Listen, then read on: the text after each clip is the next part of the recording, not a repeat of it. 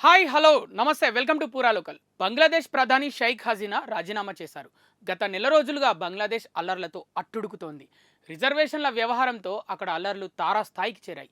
ఇప్పటి వరకు 300 మందికి పైగా ప్రాణాలు కోల్పోయారు. ప్రధాని షేక్ హసీనా పదవి నుంచి దిగిపోవాలని డిమాండ్ చేస్తూ నిరసనలకు పిలుపు ఇవ్వడంతో అశాంతి నెలకొంది. బంగ్లాదేశ్ని కొన్నాళ్లుగా కుదిపేస్తున్న విద్యార్థుల ఆందోళనలు ప్రధాని షేక్ హసీనా పదవికి ఎసురు పెట్టాయి.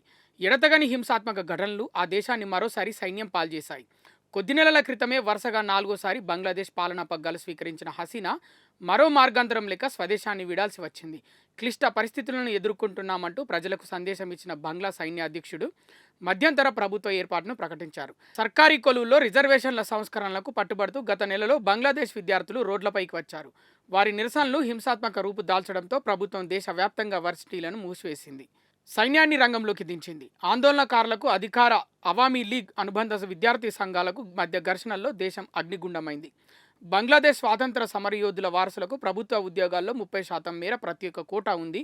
దాని లబ్ధిదారుల్లో అత్యధికులు అవామీ లీగ్తో అనుబంధం ఉన్నవారు కావడం ఇతరులకు కంటగింపుగా మారింది. నిరసనోద్యమాల ఫలితంగా 6 ఏళ్ల క్రితం రిజర్వేషన్లను సర్కార్ రద్దు చేసింది. కోటాకు అనుకూలంగా కిందటి నెలలో హైకోర్టు తీర్పు వెలువడిన దర్మిలా విద్యార్థులను ప్రతిపక్షాలు రెచ్చగొట్టడంతో బంగ్లాదేశ్ భగ్గుమంది. సుప్రీంకోర్టు స్పందించి రిజర్వేషన్లను 5% తగ్గించడంతో పరిస్థితి కాస్త సద్దుమణిగింది. అంతలోనే హసీనా రాజీనామాకు పట్టుబడుతూ నిరసనకారులు పలు ప్రాంతాల్లో వీరంగాలేశారు. ప్రస్తుత పరిణామాలతో కొన్నేళ్లుగా ఆర్థికంగా బలమైన అడుగులు వేస్తున్న బంగ్లా భవితవ్యంపై నీలినీడలు కమ్ముకున్నాయి. హసీనా మళ్లీ రాజకీయాల్లోకి రాకపోవచ్చని ఆమె కుమారుడు సాజిబ్ వాజిద్ జాయ్ తెలిపారు. తన రక్షణ, కుటుంబ క్షేమం కోసం ఆమె దేశం విడిచి వెళ్తున్నారని వెల్లడించారు.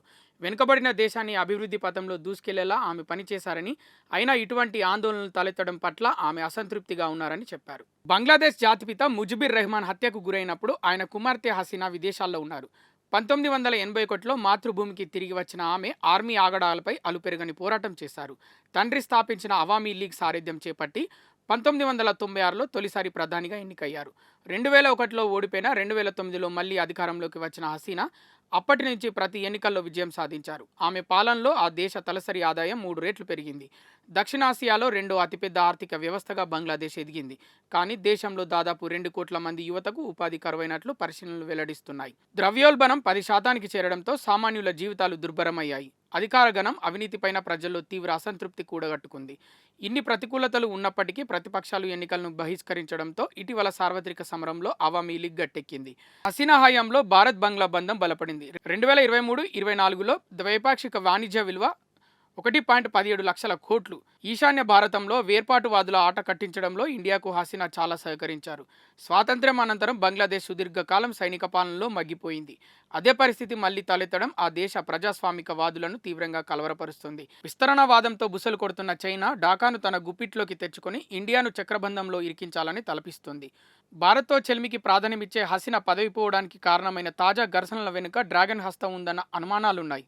బంగ్లాదేశ్ పరిణామాల పట్ల అత్యంత అప్రమత్తంగా వ్యవహరించడం, స్వీయ భద్రతా దృష్ట్యా ఇండియాకు ప్రాణవసరం. ఇవి ఇప్పటివరకు ఉన్న అప్డేట్స్. మరిన్ని అప్డేట్స్ కోసం చూస్తూనే ఉండండి పూరా local, your choice for local voice.